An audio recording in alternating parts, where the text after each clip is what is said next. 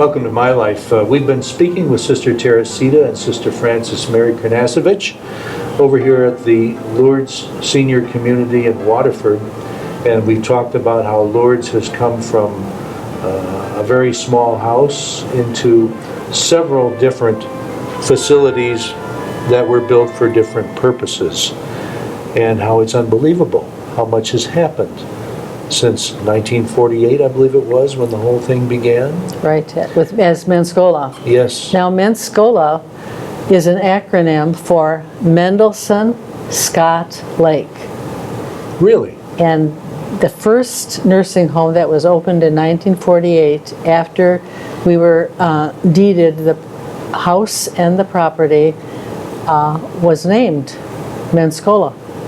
Wow. Because Mr. Mendelssohn had a large sign made, printed, that was Menscola, and he named it after Mendelssohn Scott Lake, because we're located right on Scott Lake.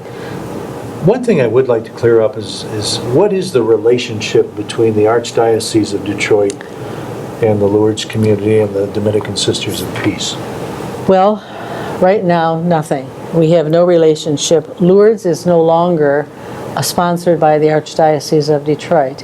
Once our merger of the 7 Dominican congregations took place, the Archbishop wanted to divest himself of sponsorship.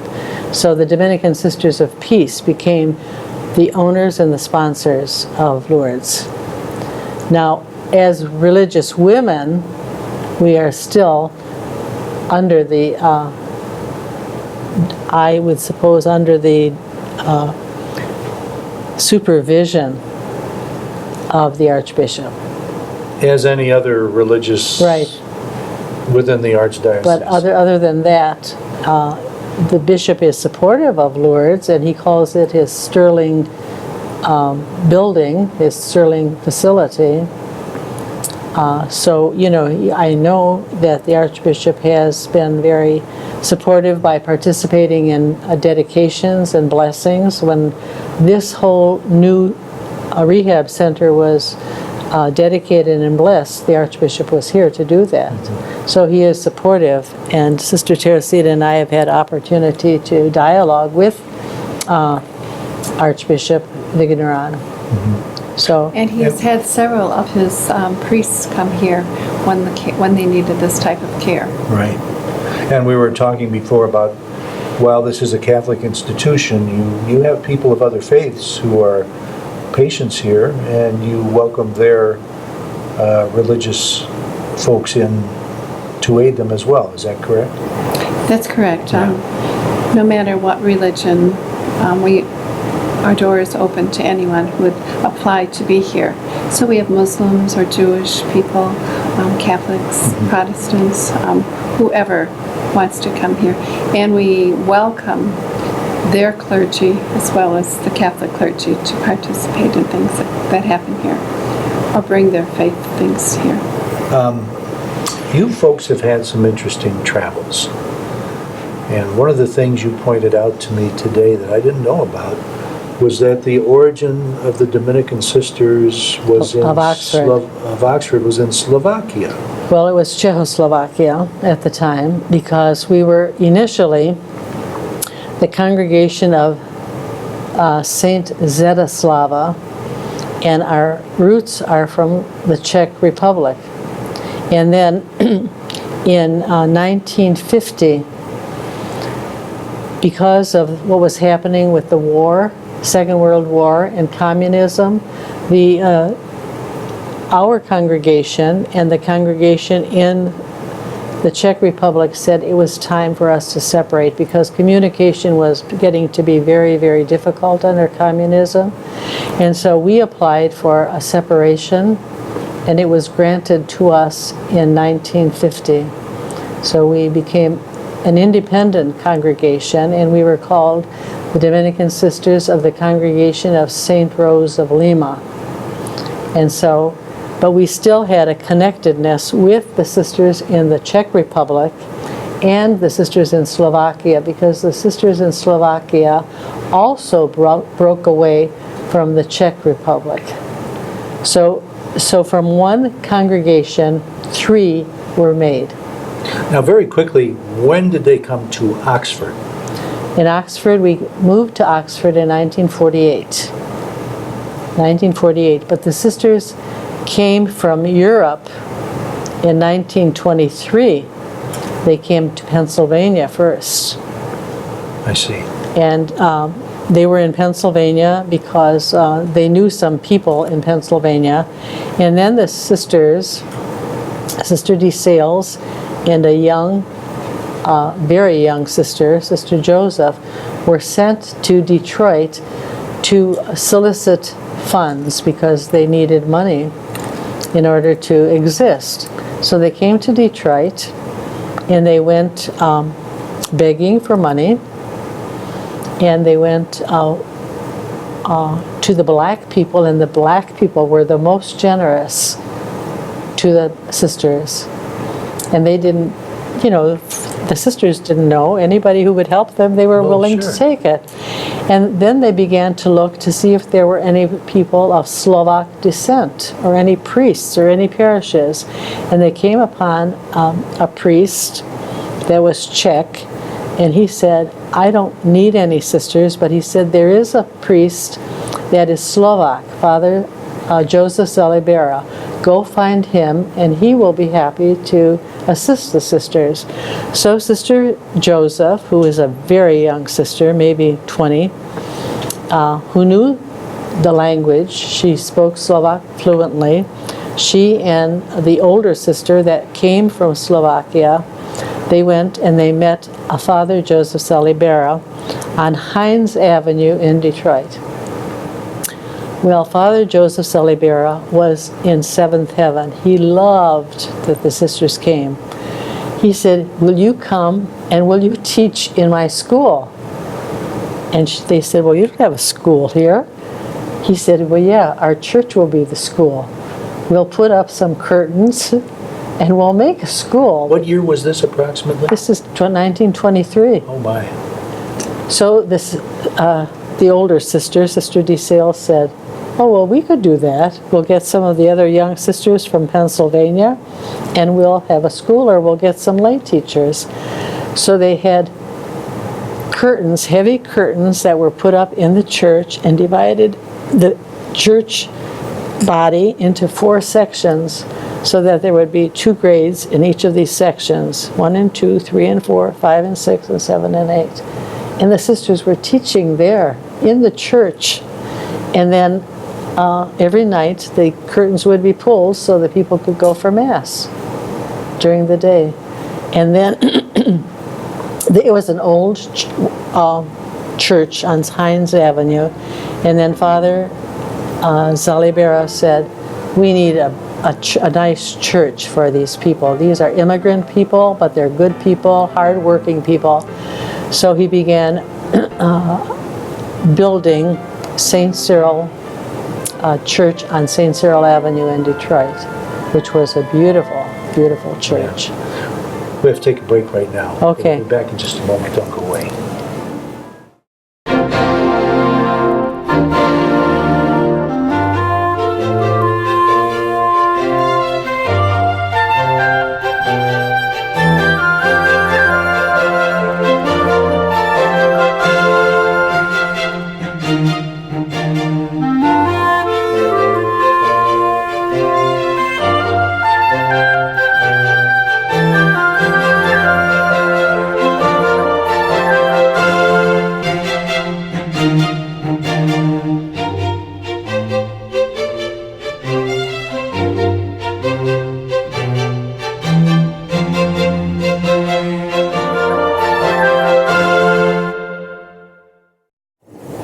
Back with Sister Teresita Lepar and Sister Frances Mary Kranasevich.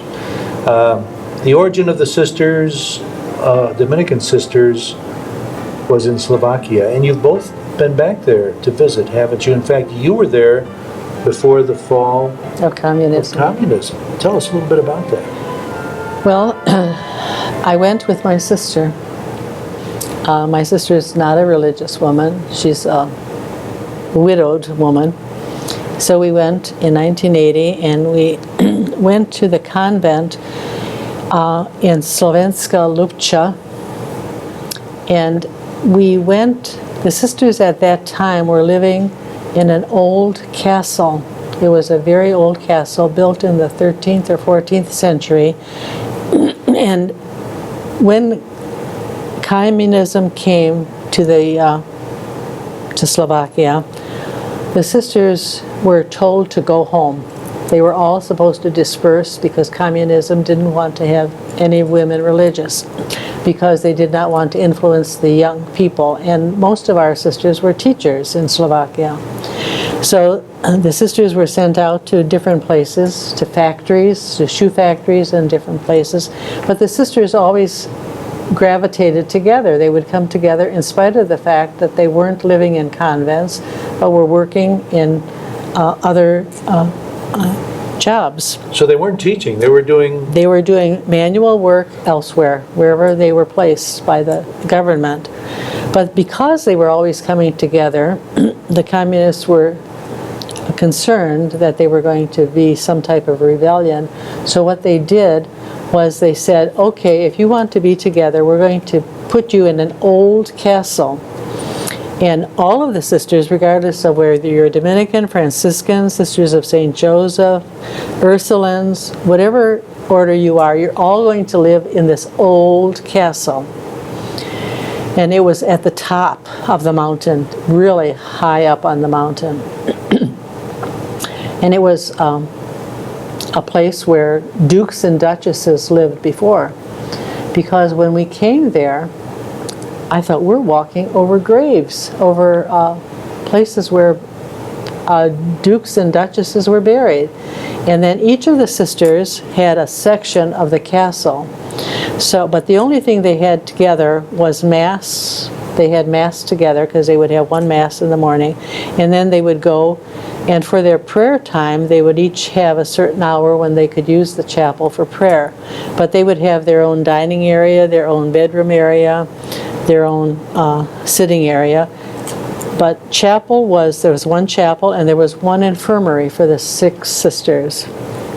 And all of the power, all the electricity was in conduits. You know, they were all, you couldn't get through the thick walls because it was an old castle. So my sister and I were fortunate. We didn't stay in the castle because there was no room. We stayed in what was called the visitors area, and it was like a little motel, maybe 4 guest rooms. So we stayed there, and every day we would go meet with the sisters, and they had a big farm area. The sisters would farm their own produce, and they had a huge apple orchard. So they would be picking apples, and I was there, and it was fall.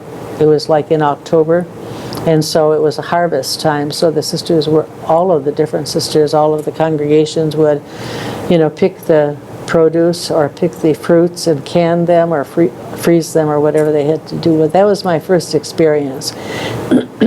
Were they allowed to teach at all? They were not. They were not able to teach. But what they were doing at the time was they were caring for babies who were born of tubercular mothers, because there was a lot of TB at that time. So I know that we did go to the little, it's like infirmary for babies, and once the babies reached the age of 3, the government took them out because they did not want to influence. They did not want the sisters to influence the babies. So were they adopted out then? They were sent to another place. I see. And then the other thing that they could take care of, the sisters could also take care of mentally deficient people, people who were suffering from some type of Kind of a special education handicap, situation? yeah. And so we went, we went to these places. The sisters took us so we could see what the sisters were doing and how they were caring for the retarded people. That they call them the retarded people, but the sisters did marvelous work with them. I couldn't believe the embroidery that some of these residents were able to do. In fact, I have some pictures or some of the actual handiwork that these people did, because the sisters gave us some I think you got some What too. was their relationship with the government back then? Were they always looking over their shoulder? They were very protective. I mean, everyone was suspicious of what the sisters might be doing. And They were funded at the time, later on, by the government, and they had to retire at age 56, I think. So the government had some sort of appreciation for what they were doing. Well, when they worked with the handicapped, I think they appreciated that work. I'm sure. Now, Sister Teresita, you went to Slovakia later on, didn't you? I did. Okay, do you remember what year that was, or approximately when you went? That was probably in the 90s. In the 90s. And at that time, our sisters in America wrote for grants so that we could help the sisters there to refund their schools and put their convents back in order that had been taken away by the Communist Party from the sisters. So we carried the money over to Slovakia and presented it to the sisters so that they could use it to refund, what they needed to do for themselves. Now, the atmosphere was a lot different then. Then Oh, when yeah. Sister first went over there, yes. You know, I was interviewing Father Vershey from Lake Orion about his African trip, and he was explaining how when you went to Mass over there, they sang every verse of a hymn, and nobody was watching the clock. That you probably couldn't get away with the Mass as long over there in church over here these days. Is that the same sort of thing that you saw in Slovakia when you were there? Because the church was underground for so many years during the time of communism, the people really appreciated going back to church and having their churches and refurbishing their churches that were there. So I think they really appreciated time of prayer. And you saw the faith of the people so sincere and so much, that they depended on their faith for their sustenance, their spiritual sustenance. Has the Catholic Church grown a lot over in Slovakia since the fall of communism? I'm not sure that it has grown a lot because I think as we become more materialistic in our societies, so has Europe latched onto that, and so has Slovakia latched onto materialism. And consequently, people are more interested in things than they are maybe of God. Right. Okay, we have to take a break now, ma'am. We'll be right back. Uncle. Canine Stray Rescue is Oxford's own local dog rescue. Each year they take in hundreds of dogs and bring them into suitable homes. A certified nonprofit organization, Canine Dog Rescue strives to give pound dogs a new leash on life. To donate, adopt, or even volunteer, call them at 248-628-0435 or go to their website dogsaver.org and click on the Canine Stray Rescue League link.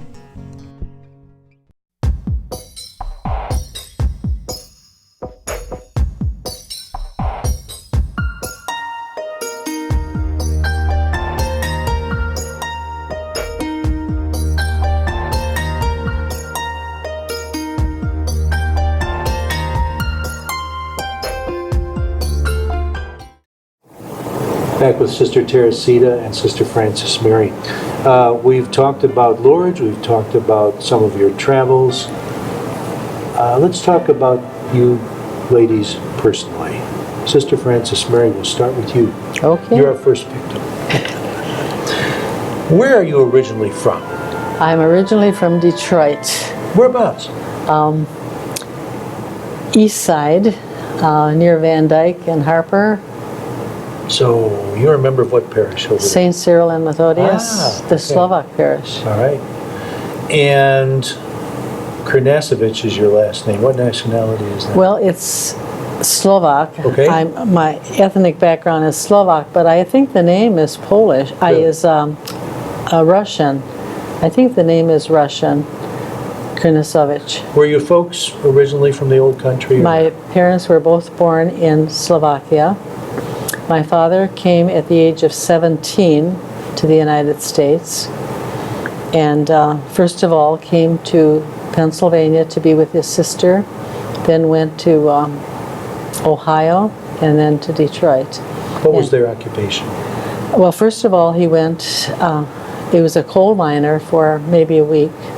And then he Didn't went, like the job, eh? then he went to Lorain, Ohio, and worked in a paint factory for a very short time, and then came to Detroit and worked for Packard Motor Company The in auto Detroit. industry. Yeah, that drew a lot of people back. Yeah, it did. Did you have any brothers or sisters? I have one sister, my sister Agnes. She's currently a widow, and she lives in Warren, Michigan, and she has 3 children. They're spread out. One is in Naperville, Illinois, and he's a VP for a large food production company. Sister Teresita, where are you originally from? I grew up and was born in Waterford, Michigan. Waterford, so you're right around here. She's a native. That's right, I'm a native from here. It was once called Pontiac, and then it Right. changed names along the way. That's right. And I was a member of St. Benedict Parish in the Pontiac area. I attended school under the Dominican Sisters, first in Waterford at St. Benedict, and then at Dominican Academy in Oxford.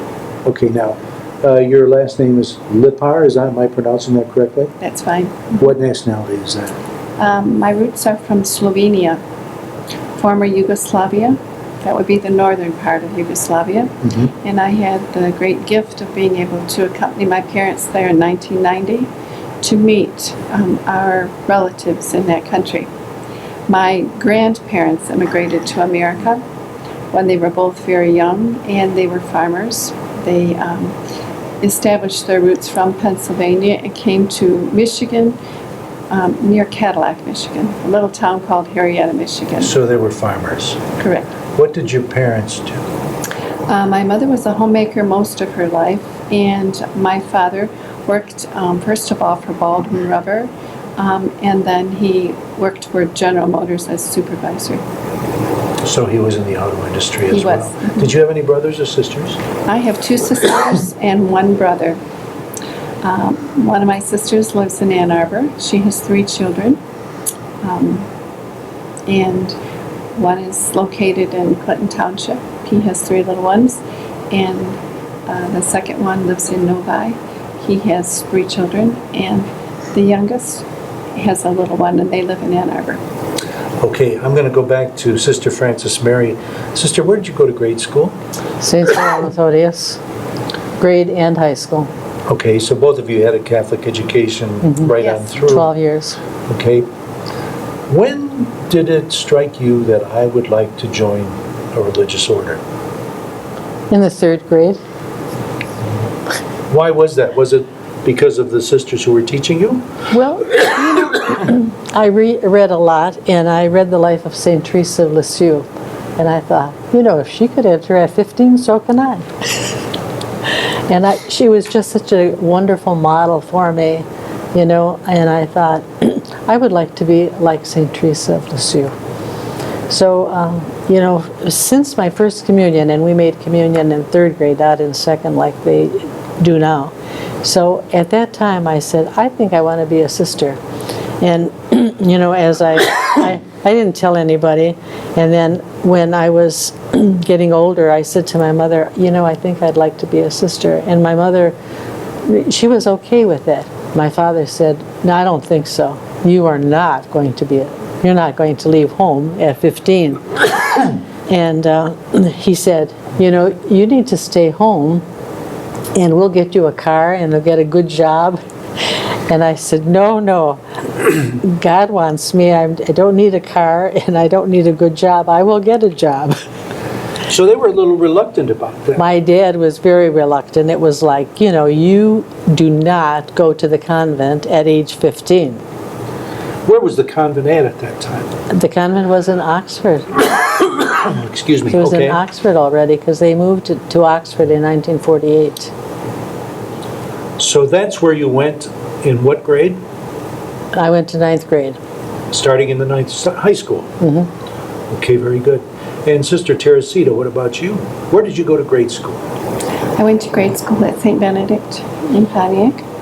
Then I went to high school in Dominican Academy in Oxford. my vocation probably started about the same time Sister Frances Mary's did. I always wanted to be a sister. We had a lovely third grade sister, and I wanted to be just like her. But I also had an aunt that was a religious sister of Mercy, and in visiting her, she would tell us all about their life as sisters, and I was really attracted to becoming a Dominican sister because of the joy of the Dominican sisters. Okay, so the reason you chose the Dominican order rather than another order was? I saw the joy of the sisters. They always brought joy and happiness, and taught us wonderful things in school about God and about the studies that were before us. And Sister Frances Mary, were you taught by the Dominicans? I was. So that was the reason that you chose the direction that you did? It's the only group of sisters I knew at the time. I didn't know any other sisters. I just knew the Dominican sisters. At any point, you know what personalities are like in high school. You're maturing, things are changing, you think of different things. At any point during that time, did you have second thoughts about your vocation? Let me tell you, the day after I entered,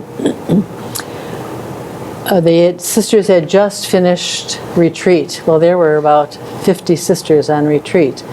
So the postulants, who we were supposed to help with the wash. And one of the other postulants that was with me, we had to hang, at that time we were hanging sheets outside, there were no dryers. And one of the sisters was washing all the clothes, and Margaret and I were hanging all of these sheets outside. And that night, I entered on the 15th of August, and the 16th, all of these sheets were being washed and hung. I said to Margaret, who was the other postulant, I said, Margaret, I think I'm calling my father. I think I can handle this. This is too much. I'm used to 3 or 4 sheets at most at home, and here is like 100 sheets. This wasn't what she had This in is mind. this is not what a sister That is wasn't in the supposed job to do. description. So I said, I think I'm calling my father and I'm going home. And she said, well, just give it a week and let's try it. Let's you and I just try it and see if it's okay. So that whole week went by, and another week went by, and a year went by, and that was it. And here it is, 65 years later. Wow. Unfortunately, we're running out of time, but I always like to ask my guests this question. If you were able to do it again, would you make any changes? I would not. I always loved what I did. Whatever I did, I was a teacher, I was a principal, I was a religious ed coordinator, and I was an administrator, a director of pastoral care, and a volunteer, and I love it all. Pretty good credentials. What about you, sister? I don't have any second thoughts about changing my mind. I've enjoyed everything I have come to know in this life. I was a teacher also of little children, a principal. I did religious education work. I was a spiritual director. I trained novices in the congregation, and then I took care of the older sisters in the congregation for many years, and then was called here to Lourdes campus to work in pastoral care. And I think that the Lord prepared me through each job to do the next one. Well, we're very pleased to have you both on our program. Thank you so much for joining us. Well, it's been our pleasure. We have a lot of stories to tell you. And thank you for joining us too. We'll see you next time.